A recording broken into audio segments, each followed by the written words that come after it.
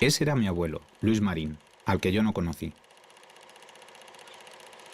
De él solo sabía que era un fotógrafo de prensa que al terminar la Guerra Civil guardó todo su archivo detrás de un tabique en su casa de Madrid, donde ha permanecido hasta ahora.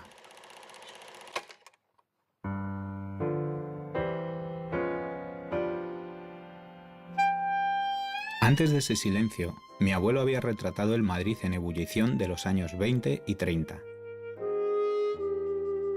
Las vedés de la época.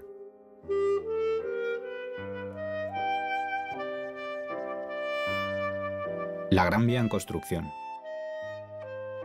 El primer despegue de la aviación o los veraneos santanderinos de la familia real. 18.000 placas de cristal que dejó almacenadas en cajas de cartón.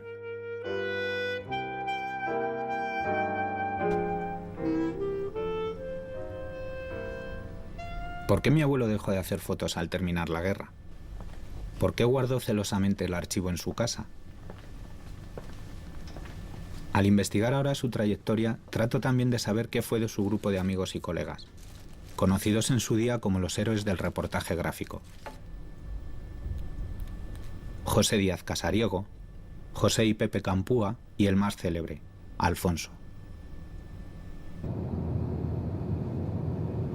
El bisabuelo es el que arranca realmente en la familia el tema de la fotografía. Él es fundador de Mundo Gráfico y él junto con sus compañeros deciden elegirle a él como director en 1920.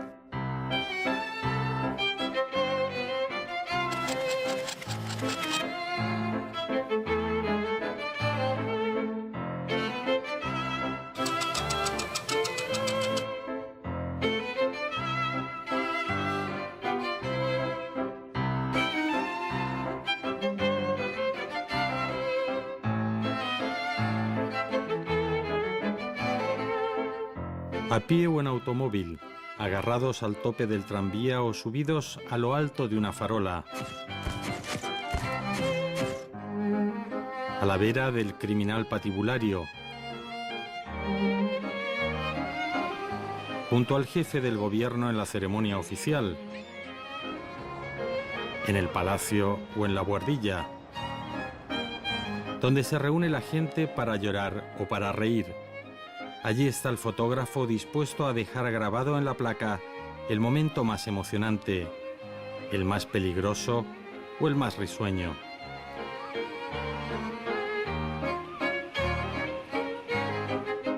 El cañoncito del objetivo es el ojo de la popularidad, el boquete desde el cual el reportero espía al instante para dejar grabadas en la placa las 1000 facetas de la vanidad humana.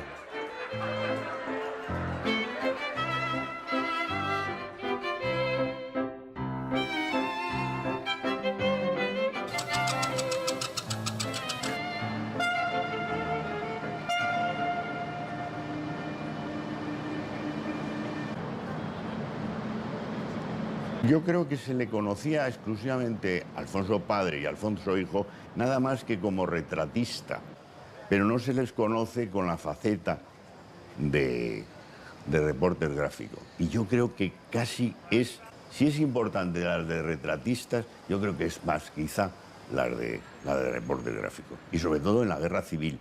Y anteriormente mi abuelo, que es donde gana la fama, en África.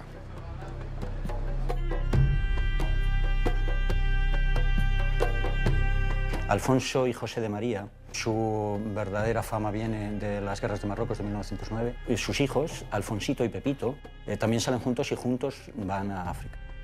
Juntos va con Díaz Casariego, otro de los enormes amigos de mi abuelo. Y tomaron no solo el desembarco de Alucemas, sino todas las operaciones, hasta la toma de Hernador, la recuperación de Melilla y demás.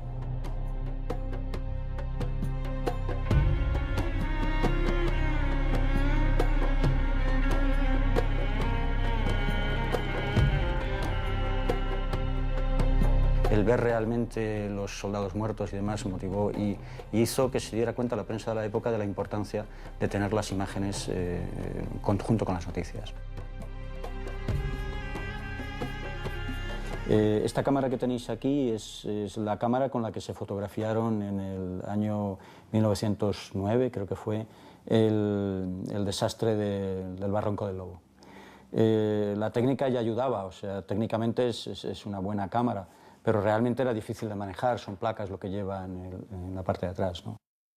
Esta cámara, bien fija sobre un trípode, se enfocaba y encuadraba sobre un cristal esmerilado colocado en la parte de atrás, después se sustituía por un chasis, se abría la ventanita, se hacía el disparo, se cerraba la ventanita, se cambiaba de placa. Quiero decir con esto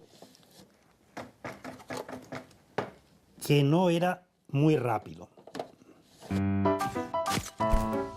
Nosotros en el Hotel Nacional, en la terraza, para hacer una foto de político, mi jefe, en una lata de galletas poníamos magnesio, la lata de galletas vuelta al revés, en una esquina y otra en esta esquina, y él, al decir ahora, teníamos que coincidir los dos pegándole fuego al magnesio.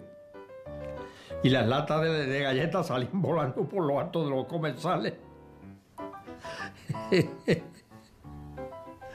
Pero quedaban espléndidas las fotos. Porque lo saben tratar.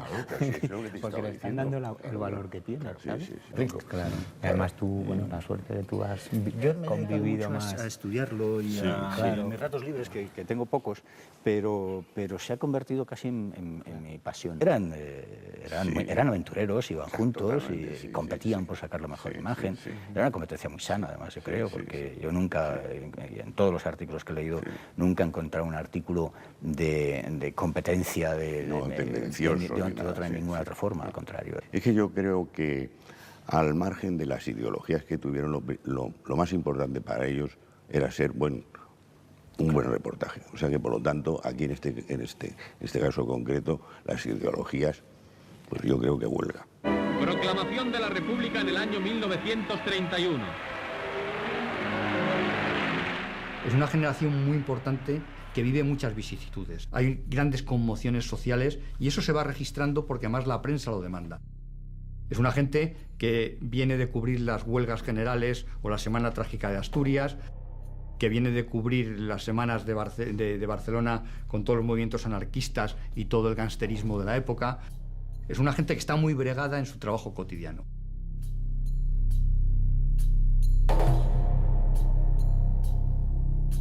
La tecnología cambia mucho en los años previos a la guerra. Hay una necesidad de que la cámara sea la prolongación del ojo del fotógrafo. Hay que subir el punto de vista desde el estómago al ojo. Es el fotógrafo, el fotoreportero, el que nos tiene que relatar lo que está sucediendo.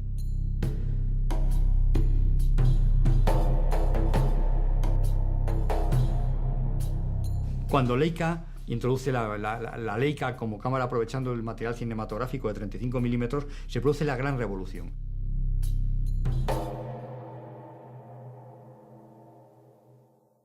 Nada es comparable a la Leica.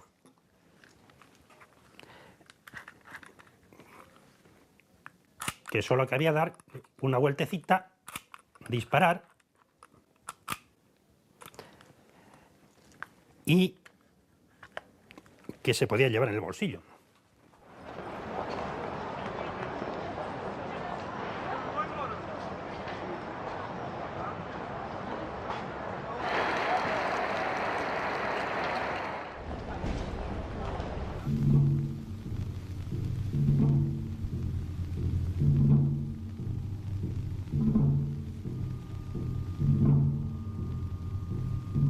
El alzamiento no será una revuelta más. Un torbellino agitará el trabajo de mi abuelo y sus compañeros.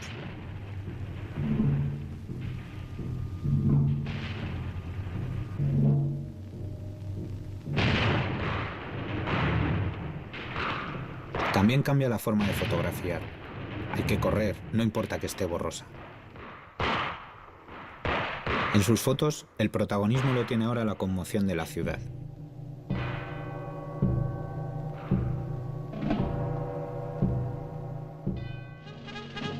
Mi abuelo y su amigo Alfonso recorren el Madrid de los primeros días de la guerra. Suben al frente de Guadarrama y recorren Somosierra, Buitrago y Lozoya. Puedo imaginar su miedo, también su excitación. La guerra acabará por truncar sus vidas. su trayectoria y, en algún caso, la amistad.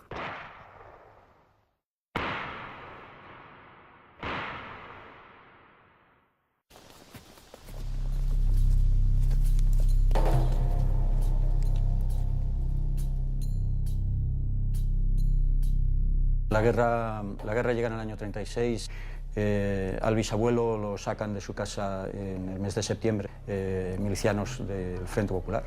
Lo llevan a la Checa de Fomento y allí pues es muerto de un disparo en la cabeza y abandonado en la calle, donde es encontrado su cadáver.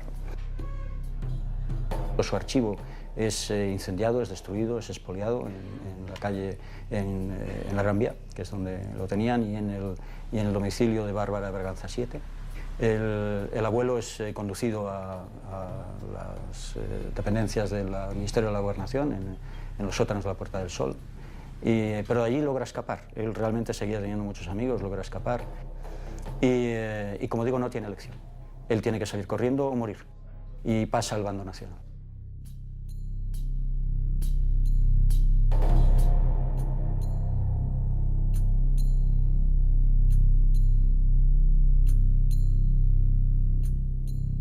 Marín, Alfonso y Díaz Casariego dejan constancia del sufrimiento, la resistencia y la radicalización en un Madrid sitiado.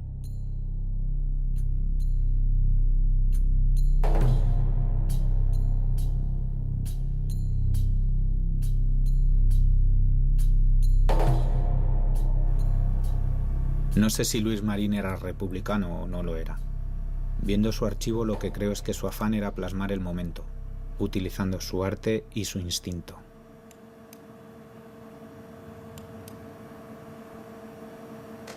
Lo que sí puedo decir que no eran monárquicos, y lo que sí puedo decir, que yo recuerdo, dicho por mi abuela, que cuando estalló la República, dijeron que era uno de los días más felices de su vida. Entonces siempre me acuerdo que mi tío Alfonso siempre llevaba una banderita con la bandera de la República.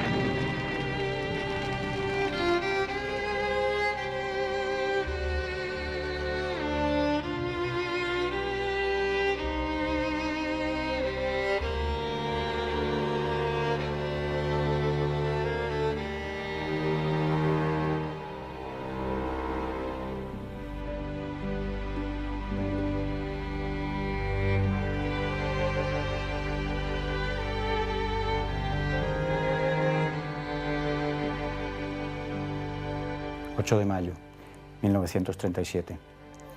Avanzamos de Moravieta hasta Lemona. Llegamos a Eibar, Guernica, la artillería del coronel Vigón está operando.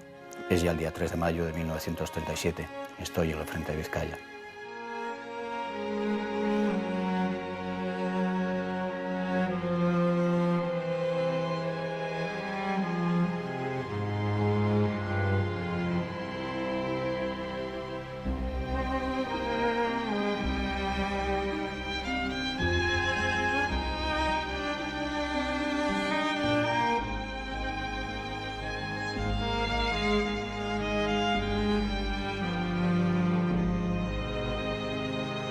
Me vuelvo al frente de León y antes paso por Teruel.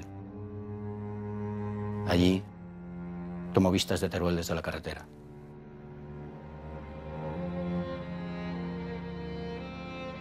El frente de Teruel empezará a operar en febrero del año 1938. Allí fotografío la toma de Teruel.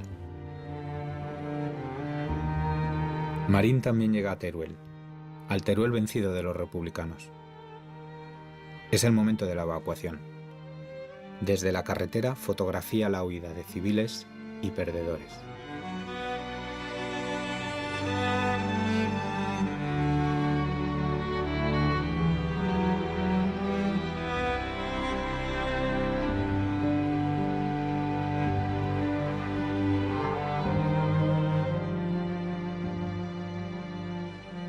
Bueno, él está fotografiando la entrada en Teruel en el mes de febrero y los combates a la entrada de Teruel, y probablemente él no sabía que al otro lado del frente estaba su amigo Marín viendo la evacuación que las tropas del campesino, que es el que mandó la evacuación en Teruel, estaba realizando. Es curioso, una vez más ellos dos coincidían, la vida les separa por los acontecimientos. Tú hablabas de las incautaciones y demás, ya me habéis oído contar la historia de mi abuelo al principio de la guerra, cuando se queda en Madrid, y cómo se separan, pero curiosamente siguen haciendo su mismo tipo de fotografía, y curiosamente en Teruel pues coinciden geográficamente y en el tiempo, y probablemente sin saberlo.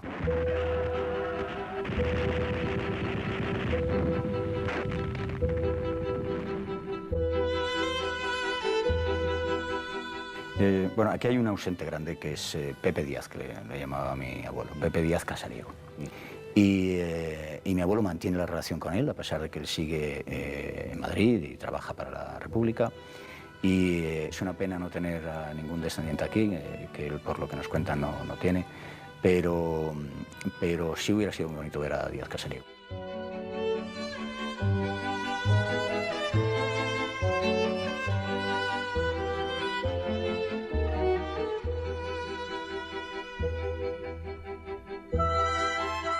El control de la fotografía en los dos bandos se hace de un modo muy estricto en cualquier caso, y incluso en el Madrid de esa época, el Madrid del no pasarán, también se ejerce.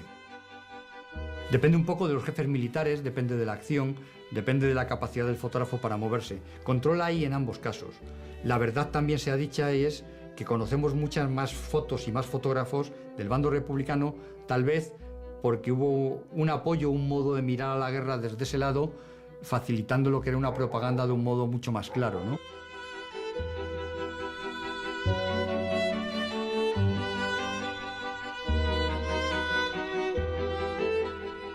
Tenemos montones de poses muy soviéticas, del trabajador, del puño levantado, de los contrapicados, de una serie de cosas que estaban en plena efervescencia en la Europa del Este. En ese momento la imagen proyectada sobre las masas o sobre los personajes de las masas.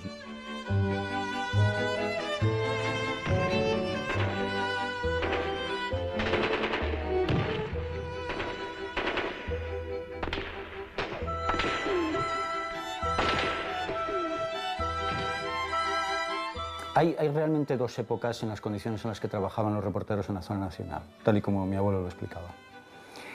Una primera época prácticamente tienen libertad de acceso a cualquier frente, y es hasta la batalla de Teruel, hasta la muerte de los reporteros extranjeros.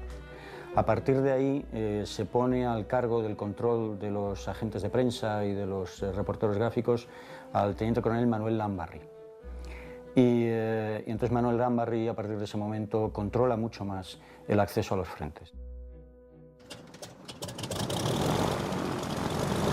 Cuando empezó la guerra, ya empezamos a ver que era muy difícil trabajar el periodismo. Y fue cuando ya decidí irme al frente de Madrid. Bueno, pues en esta avioneta es la que me dieron un doble mando y en la que me soltaron. O sea, aquí empecé yo ya mi odisea de piloto. En plena guerra, ¿no? En plena guerra, sí. ¿En finales del 37 o...? A finales del 37, principios del 38.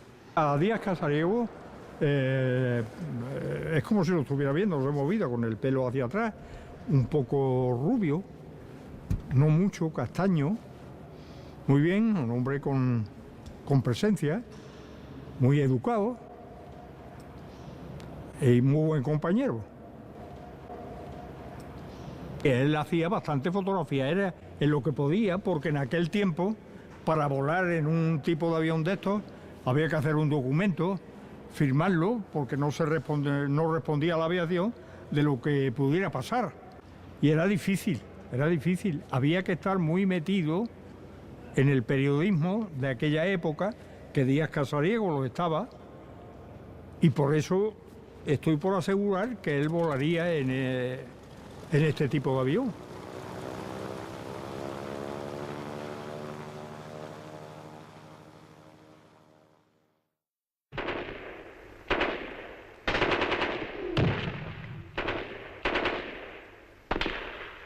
Marín y sus compañeros. que habían fotografiado en Madrid en construcción, retratan ahora la destrucción de la ciudad, el acoso y las estrecheces que empiezan a afectar a su vida y a su trabajo.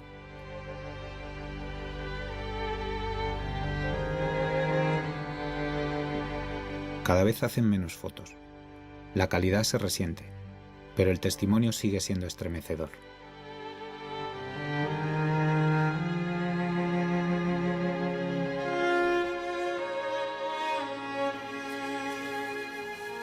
Se va produciendo una gran complicación para obtener material fotográfico. El material fotográfico casi quintuplica sus precios prácticamente a los 6 meses de haber empezado la guerra en Madrid, ¿no? Hay esa reducción de la capacidad del consumible de la película, del revelador o del papel, porque Madrid es una ciudad sitiada, y eso produce que se dispare menos y se elija más. Mi padre estuvo en repartiendo los stocks de película en la guerra. Entonces a cada fotógrafo se le daba el material que había, el que buenamente había, no todo el que los fotógrafos hubieran querido, claro. Lo único que me contó es que ningún fotógrafo se iba contento. ¿Cómo? Pero solo 4 rollos, pero por favor, ¿y qué hago yo con 4 rollos? ¿Ves lo que hay? Era el Madrid sitiado. Tampoco había lentejas.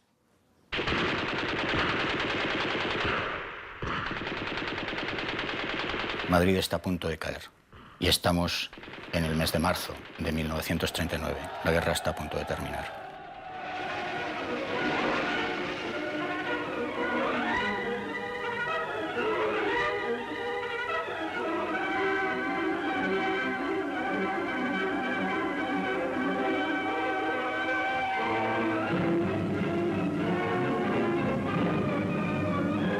Las primeras fuerzas nacionales entran por la calle de la Princesa.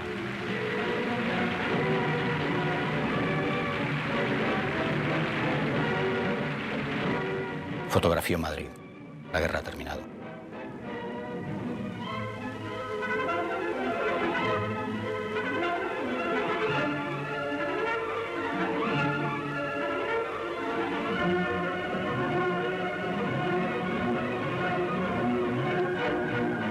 Otra columna se cruza con la de los jefes y oficiales prisioneros. Y cuando llegué a Madrid, estaba con mi novia, con el uniforme de piloto todavía puesto, y estaban entrando los nacionales por la Plaza de España. Y entonces en el portal me quité las insignias, porque ese es el momento más peligroso de cualquier prisionero, ¿eh? En ese momento es cuando te pueden... Luego ya no, luego ya empiezan que si detenido, que si al campo de concentración, que si para arriba, que si para abajo. Pero esos momentos son los más difíciles de una guerra. Lo primero que hacen es quitarles el carnet de prensa y los ignoraron totalmente. Y se quedaron arrinconados exclusivamente para ejercer nada más que la profesión de fotógrafo normal y corriente, de bodas, comuniones, y sobre todo, y hasta llegaron a hacer carnets de yo qué sé, de pasaportes, de esos pequeñitos, como los... El Ministerio de la Guerra, ¿cuál es ese? El Ministerio de la Guerra es lo que ahora es el cuartel general. Esto que hay aquí es el Banco Central. ¿Por qué mi abuelo guardó su archivo? No lo sé. No nos lo pudo contar. Murió cuando mi madre tenía 2 años, pero es posible que tuviera miedo a las confiscaciones.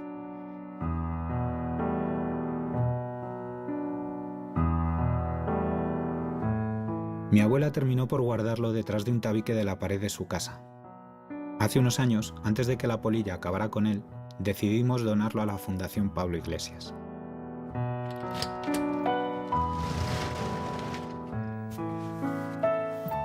Era tanto el miedo que tenían a represalias, ellos lo primero que dicen es que el archivo se ha quemado, que todo ha desaparecido, que ha habido un incendio y bueno, y era normal y lógico. Estamos hablando de 500.000 o 450.000 negativos, yo no sé cuánto era. Pero yo recuerdo ese archivo cuando yo era pequeño, con esas placas, y aquello eran cajas y cajas enormes en ese piso tremendo de Gran Vía. A la muerte de mi tío, pues ese archivo, por cuestiones familiares, al final se lo venden al Ministerio de Cultura. Parte. Pues mi abuelo siguió su actividad en los años 40, los años 50, pero básicamente a partir de ahí, del año 40, no habla de la guerra. Y de hecho, mira, los rollos de la guerra civil los guardaba en el sótano de Bárbara de Braganza II, en el sitio más recóndito del sótano. Y allí permanece hasta que al morir mi abuelo lo saca mi padre. La guerra les pasa por encima y una vez que termina esta, hay muchos que son condenados a muerte, otros que son represaliados y muchos de ellos ya no pueden volver jamás a ejercer su oficio de un modo libre y público. Los que quedaron en la zona de la República, pues básicamente el contacto fue muy pequeño. Luego él guarda ese recuerdo, pero desgraciadamente el resultado de la guerra es el resultado de la guerra y eso no lo puede cambiar, no lo podía cambiar él. Es así. Díaz Casariego se le ocurrió decir que había bombardeado el Pilar de Zaragoza.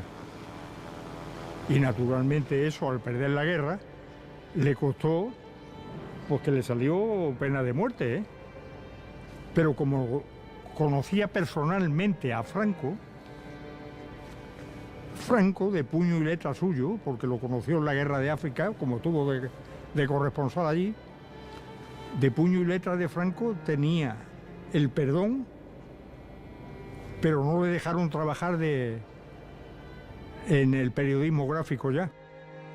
Y esa carta la llevaba en el bolsillo y se la enseñaba pues a todos sus amigos, a todas las amistades, porque era una carta lógicamente para enseñarle a cualquiera, ¿no?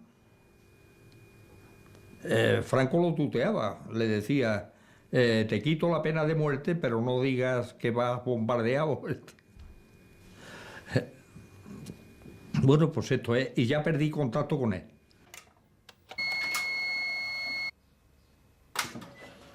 José Díaz Casariego estuvo aquí en la hemeroteca haciendo el trabajo que hago yo, el trabajo de microfilmación de los fondos de la hemeroteca, periódicos, revistas. La verdad es que no es muy creativo. Yo deduje que por la época y por su ideología política no encontró otra cosa mejor después de la guerra. Sin duda, el que hacía el mismo trabajo que yo tuvo que encontrarse muchas veces reproduciendo sus propias fotografías. Seguramente comentaría que esta fotografía, qué trabajo me costó hacerla, esta otra, ¿por qué la habrán pedido si no tienen ningún interés? Desde el punto de vista del autor.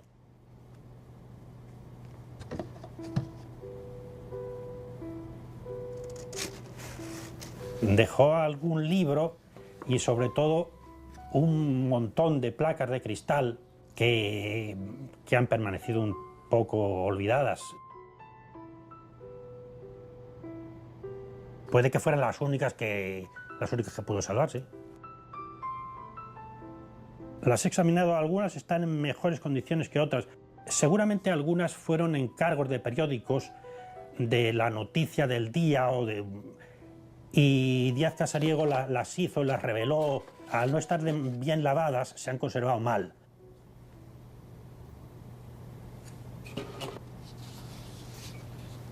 Esta ha sufrido el paso del tiempo. Se ve esta zona, digamos, virada a sepia de los bordes y también se está perdiendo detalle en la imagen.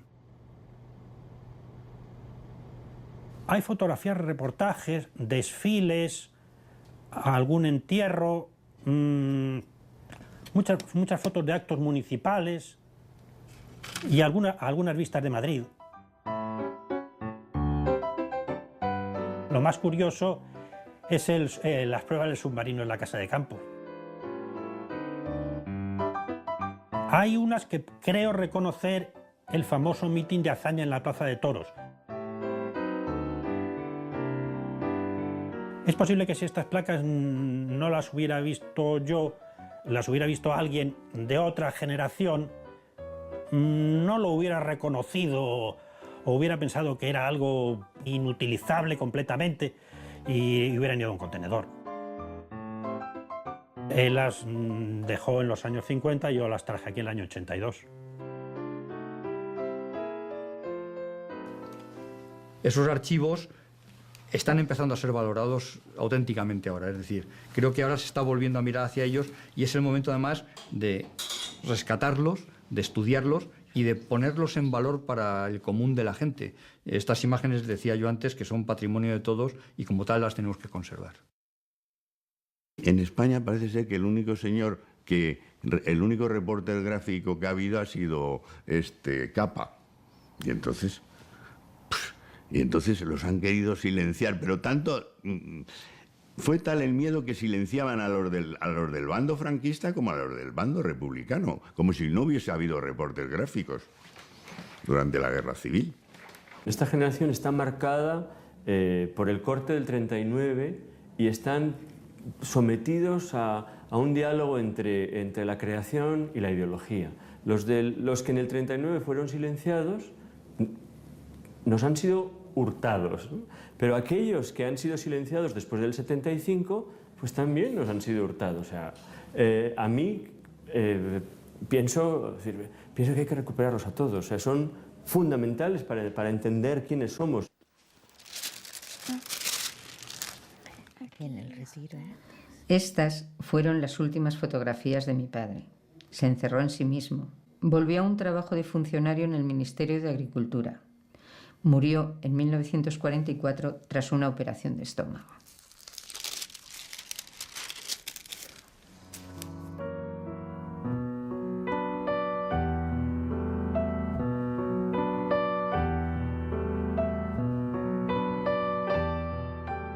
Me da pena haberlo tenido guardado tanto tiempo pensando que su labor ha sido desconocida, que ahora mismo hay otros fotógrafos tan buenos como él, pero él ha sido el gran olvidado. Es recuperar a mi padre, o sea, conocerle, saber cómo era, cómo vivía, todas las cosas que hacía. O sea, por mucho que me dijeran, ahora es cuando de verdad le he descubierto. Y he descubierto toda su valía en todas sus facetas.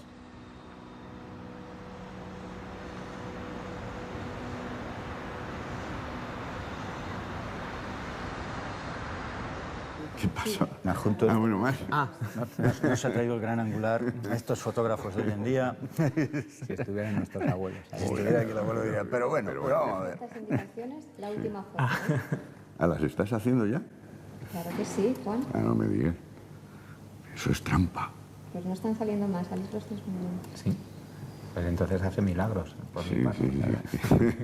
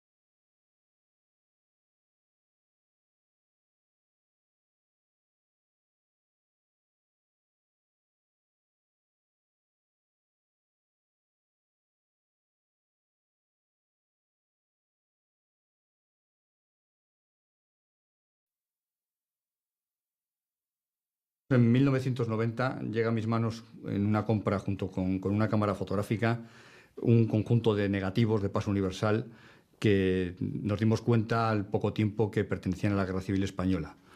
Estaban en muy mal estado y bueno, poco a poco fue cuando empezamos a decidir la restauración de aquel material, pues casi de un modo anecdótico. Y empezó a tomar importancia según fuimos descubriendo el contenido de estos rollos, ¿no? Al digitalizar empezamos a reconocer más sitios de los que parecían y empezamos a ver dos cosas. Primero, que teníamos dos fotógrafos trabajando. Había tomas y contratomas y en algunas imágenes aparecía uno de ellos. Fotógrafos que estaban sin nombre en ese momento y que todavía, casi 20 años después, siguen estando sin nombre y que es uno de los objetivos que vamos persiguiendo en los últimos tiempos con más ahínco, ¿no?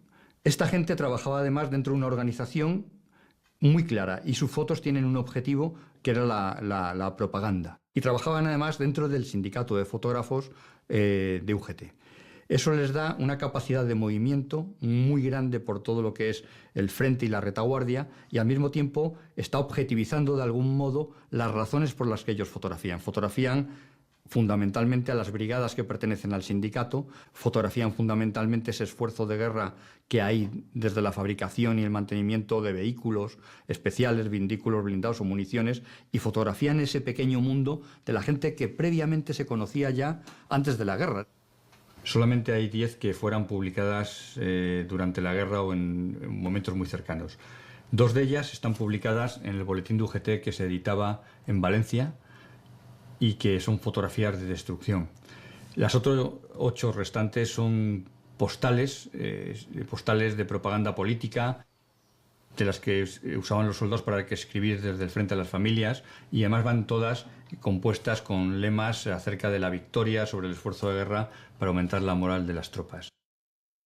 Tenemos la suerte de que tenemos fotogramas en los que aparece un calendario y un reloj. Sabemos que hay fotos que están hechas en un lugar determinado a las 8:30 de la tarde del día 24 de febrero de 1937. Hemos llegado a conocer los recorridos de un fotógrafo en un día determinado y a través de las sombras, incluso las horas a las que hizo esos recorridos dentro de Madrid. Es una labor en cierta medida policial. Nos ayuda que conocemos, los que hemos estado aquí, bien Madrid, o tenemos acceso a gente que conoce muy bien estos lugares. Uno de los problemas que hay es la falta de veracidad en muchas de las imágenes publicadas. Hay fotografías que se dan como soldados en el frente de la casa de campo y realmente están escondiéndose detrás de una valla de los hermanitos desamparados en Bravo Murillo, ¿no? Nadie se ha preocupado en localizar esa pequeña historia en esas imágenes. Y nosotros lo que hemos hecho además, como fotógrafos, es volver a repetir esa misma imagen hoy en día cuando es posible, demostrando además una cosa que creo que es importantísima, y es la pervivencia de los lugares por encima de las generaciones, conformando la propia ciudad y los sucesos que en ella hay, ¿no? A mí me resulta muy emocionante, por ejemplo, cuando va uno por la calle Princesa o recorre el barrio de Moncloa o te acercas a la Puerta del Sol, el volver a rememorar estas imágenes que sucedieron allí hace ahora 70 y tantos años, ¿no? Esa conciencia de que una guerra fratricida ha pasado por encima de nuestra ciudad y hemos perdido esa perspectiva histórica. La ciudad sigue marcada con las cicatrices de la guerra y de algún modo las imágenes permanecen en los lugares donde sucedieron. Estamos pudiendo recuperar la memoria y la biografía de muchos de ellos e incluso el destino que sufrieron una vez que terminó la guerra. La guerra se les cae encima, cambian físicamente incluso, se demacran, las cosas no van bien, pero aún así ellos siguen trabajando de un modo muy efectivo, es decir, la profesionalidad la ponen por delante incluso de su propio pensamiento de si iban a resistir en Madrid los republicanos o no iban a resistir, pero siguen trabajando a favor de esa resistencia. Creemos que nuestros fotógrafos, cuando terminó la guerra, al menos uno de ellos vivía y creo que salieron exilados. Estamos todavía pendientes de comprobar eso. Fueron al exilio en Francia y bueno, hay que acabar de cerrar la labor policial que tiene esto, ¿no? Hay que comprobar que un nombre se corresponde con una imagen y al menos tenemos la imagen de uno de ellos. Si eso sucediera, daríamos realidad entonces a algo que para nosotros es muy importante y es el reconocimiento que se debe a esta gente poniéndoles nombre y apellidos a su obra.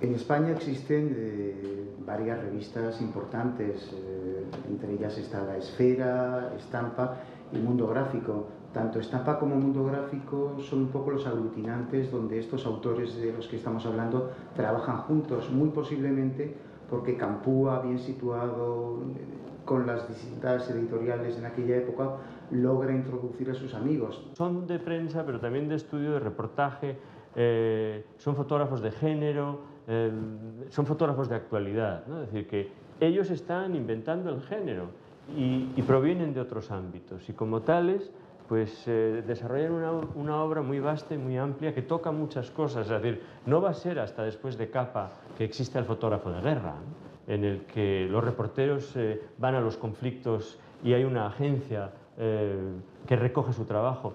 En la época de nuestros fotógrafos, de los que estamos hablando, todo eso está en mantillas, ¿no? O sea, se está gestando.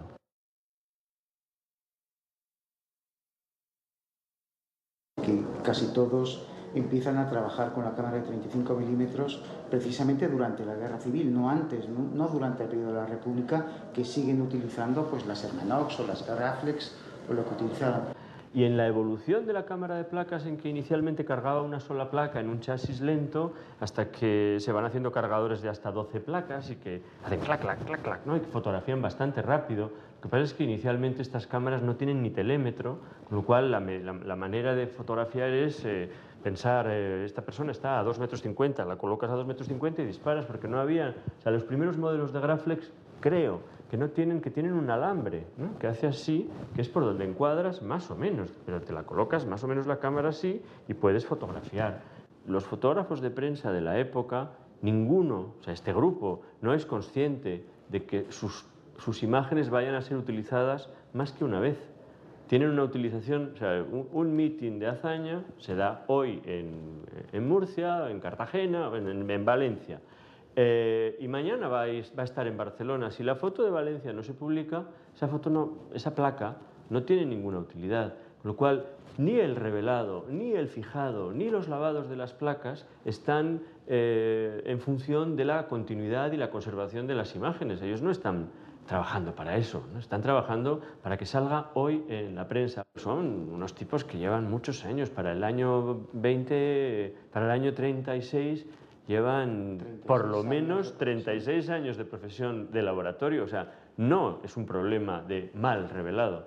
O los químicos están exhaustos, o sea, que quiere decir que no hay suficiente químico como para renovarlo, porque es la generalidad, en todos los fotógrafos, en todos los archivos, no encuentras unos negativos impecables. España se convirtió durante el 36 y el 39 en un campo de exploración. Entonces, no solamente un campo de exploración, primero fue un campo de exploración militar. Las grandes potencias ensayaron sus máquinas de matar en un terreno fácil y sencillo en Europa. Pero por otro lado, fue el nacimiento de lo que tú estabas hablando, es decir, fue la primera experimentación real con una cámara de 35 y con un lenguaje completamente nuevo, donde el artista o el fotógrafo se podía acercar a la situación de una manera muy distinta a la que la década anterior. No hay que olvidar que las grandes capitales, tanto Madrid y Barcelona, que aglutinan el 90%, por no decir más, de los fotógrafos, quedan en el bando republicano. Por lo tanto, todos los fotógrafos, sean de la ideología que sean, siguen trabajando y siguen produciendo para el bando republicano. Eso es obvio, aunque después muchos de ellos pasaran y siguieran trabajando después del 39, que no son muchos los casos, pero el hecho es que sí ocurrió eso. Iban tirando con lo que tenían, con lo que encontraban, y de esa forma, pues yo creo que tanto editores como fotógrafos sacaron adelante todo. Por otro lado, a tu pregunta, yo pienso que esa caída de la producción de todos los fotógrafos también se da por el agotamiento físico y mental de vivir, me imagino, que en un Madrid asediado, donde hay pocas posibilidades de ganar dinero, de comer bien y de publicar sus imágenes, y por lo tanto, así como en un principio pues serían fuegos artificiales y harían todo el trabajo que pudieran y de la mejor manera posible, hasta que va la guerra pasando y cuando se acerca el fin de la fiesta, pues prácticamente no quedan ganas para seguir trabajando.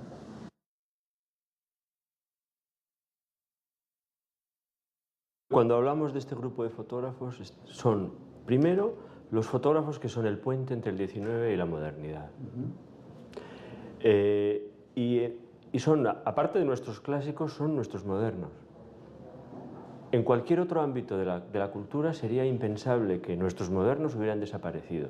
En la fotografía desaparecen en el 39 y nadie se plantea, imagínate que hubiera desaparecido los poetas en el año 39, ya no hay poetas, ya no hay literarios, ya no hay escritores, no hay cinematografía, no hay pintores, pero fotógrafos nadie les ha echado en falta hasta que murió Franco. La tradición llega hasta el 39 con todos los fotógrafos que pertenecen a una tradición.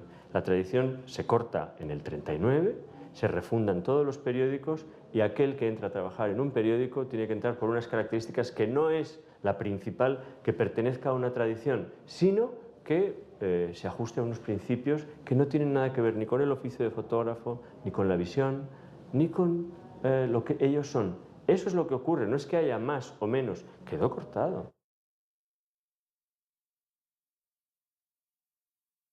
Los archivos no todos han desaparecido porque los estamos encontrando ahora. Lo que hubo es una dejadez manifiesta, pero no una dejadez, sino una intención de que esto desapareciera, porque fotografía se volvió a hacer. Son otros los fotógrafos que fotografían para el Arriba o para el Nuevo ABC.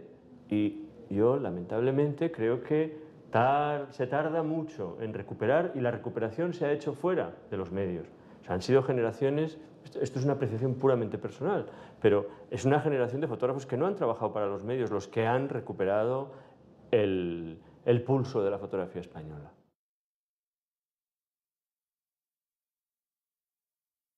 En el caso de Marín es un tipo vital en el que las líneas del trabajo están en la composición, en el movimiento, en las expresiones, en dónde se coloca, qué lentes utiliza. O sea, toda esa amalgama confluye en el momento en el que él hace su fotografía. O sea, ahí está todo, siempre.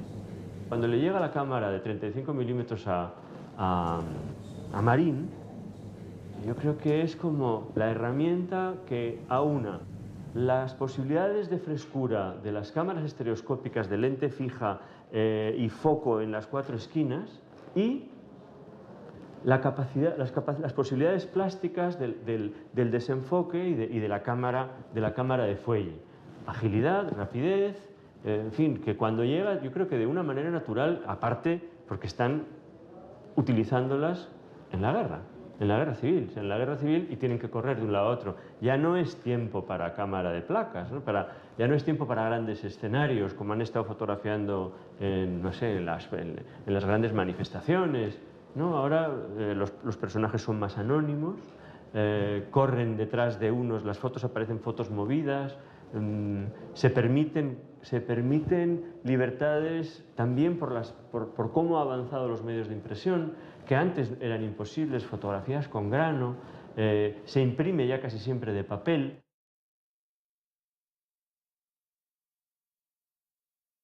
O sea, yo creo que si no tuviéramos los medios que tenemos hoy, sobre todo los medios numéricos, los digitales, los negativos de 35 milímetros estaban destrozados, muchos de ellos son nitrato, todos ellos tienen un velo que hace que la imagen esté muy al fondo de un entramado de rayas. Acuérdate cómo son las imágenes 4,5 por 6 de la entrada de las tropas de Franco, que es que cuando las vimos pensábamos que no podíamos obtener nada de ellas, ¿no? Y recuerda que, aparte del de Marín, nos lo hemos encontrado en otros archivos de la época, que todos ellos nos encontramos los carretes completamente enrollados con un grosor pues probablemente de 1 centímetro, con lo cual muchos de ellos no están abiertos desde el año 40, con lo cual han pasado cerca de 70 años, no se han tocado. Muchos de ellos pues están pegados.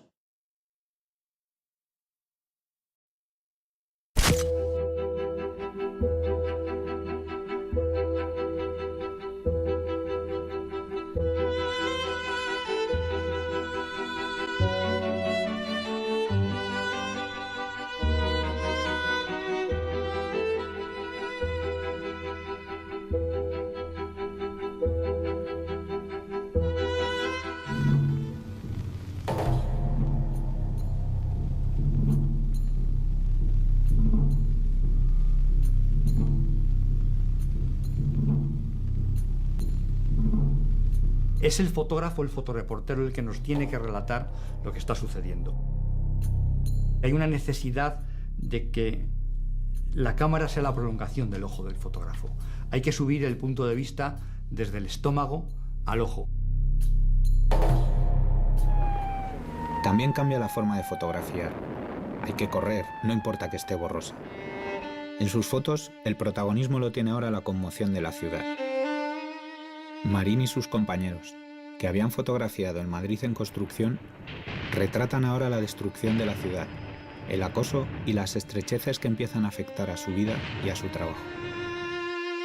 El control de la fotografía en los dos bandos se hace de un modo muy estricto en cualquier caso, y incluso en el Madrid de esa época, el Madrid del no pasarán, también se ejerce. La guerra les pasa por encima y una vez que termina esta, hay muchos que son condenados a muerte, otros que son represaliados y muchos de ellos ya no pueden volver jamás a ejercer su oficio de un modo libre y público.